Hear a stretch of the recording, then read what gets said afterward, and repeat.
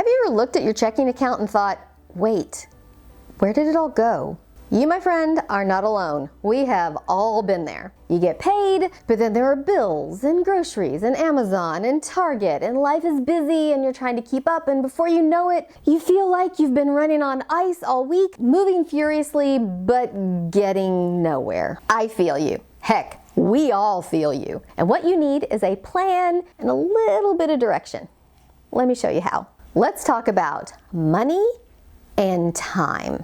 Believe it or not, time and money have a lot in common. Think about how you plan your time each week. You know what the big things are that you have to get done. Work, doctor appointments, picking up kids, grocery shopping, etc. You also know where you're going to squeeze in the little things like getting gas so you can actually get the big things done. You also plan out what day you're going to need to make sure you combine those errands. You finagle things here and jiggle things there to make sure that it all gets done. Well, just like you finagle and jiggle things around planning your time each week, you can plan your money exactly the same way. Seriously, the easiest place to start is with one paycheck. That's right, just start with one paycheck and then go from there as you move through your month. Just like your time, you can plan for the big things and then finagle and jiggle around the little things. It all comes down to planning how you're going to spend your money. This is often called intentional spending. And it means exactly what you think it means. It means to look at the money you have coming in with your paycheck and planning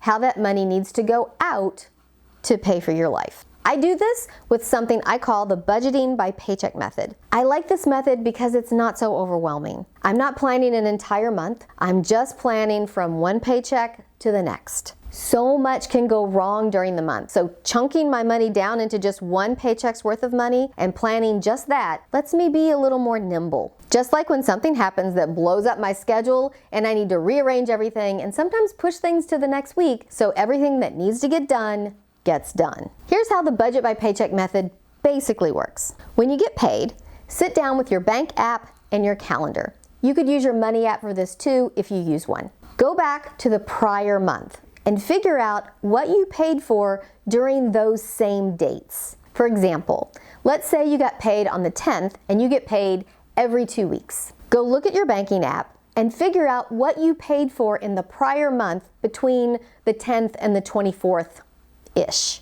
If you're feeling super motivated, do the same thing for the previous 2 or 3 months to get a really good average. That should give you a good idea of your spending habits during that time of the month. Don't include any seasonal spending like birthdays or anniversaries or the holidays. Now, look at your calendar and pencil in the big rocks. That is, the bills that are coming out automatically. The bills you need to manually pay or write a check for in the coming 2 weeks. What I would do next is go ahead and pay those bills. My philosophy is that the sooner the money is out of my account, the sooner I don't have to worry I'll accidentally spend it on something else. Subtract those big rocks from your paycheck balance. What's left is what you have to spend on everything else. Now, plan that out. For example, what day are you going to go to the grocery store this week? On average, how much have you spent at the grocery store at this time of the month in the last couple of months? I know when I still had a kid at home, my big grocery run tended to happen in the middle of the month. Oh, and don't forget to work in saving for your emergency fund, vacation savings, and all your other savings goals. Congratulations! What you've done is create an intentional spending plan for roughly the next 2 weeks. You've figured out the big rocks, and maybe you even paid them so you don't have to worry about them anymore. You've looked at your other expenses and figured out what you generally spend on gas, groceries, eating out, etc. at this time of the month. You very intentionally figured out exactly how much you've allotted yourself to spend, taking into account what's in your checking account right now. You, my friend, now have a plan. Can that plan go a little awry now and then? Sure, because life. But just like when your week goes a little awry, you'll be able to look around your plan and move things around. It takes a little time and attention, but it is so worth it in the end. Now, before I wrap this up, there is one very important thing I want to say. Do not plan for the aspirational perfect you. Plan for the real you. What I mean is, plan for the you that's going to sprint through your week and fast forward just trying to get stuff done. You got to plan for her or him. For example, I know I'm not going to want to cook most nights. Cooking for myself is boring and it's a little depressing. When I'm planning my money like I plan my week, I have 2 ways I stop myself from mindlessly spending my money eating out every day. Something that is not good for my pocketbook or the size of my jeans. The first way is I batch cook each month. Now, I know what you're thinking, Michelle, I do not have time to batch cook. Just hear me out. Because here's one of my life and money rules. Whenever possible, I try to be nice to future me. Future me has probably had a busy Monday. Future me is tired. Future me already has her purse in hand and is halfway out the door when she remembers past me was nice to her. Future me is going to love past me that stocked up the freezer with food she likes so she does not have to cook or leave the house or put on hard pants. However, even though I know future me is going to be so happy she has food to eat, I also know she is going to want to go out to eat at least a couple of times per week because